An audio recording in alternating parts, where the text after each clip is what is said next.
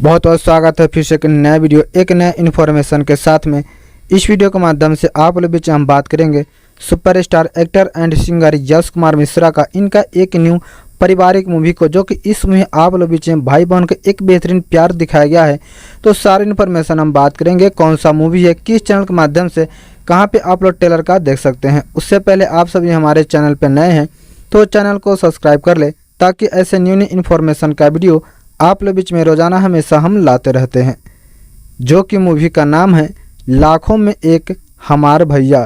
इस मूवी में आप लोग बीच में एक भाई और बहन का प्रेम की संघर्ष की बलिदान के देते हुए आप लोग बीच में इस मूवी में दिखाया जाएगा, जो कि फिलहाल में आप लोग ट्रेलर को देख सकते हैं।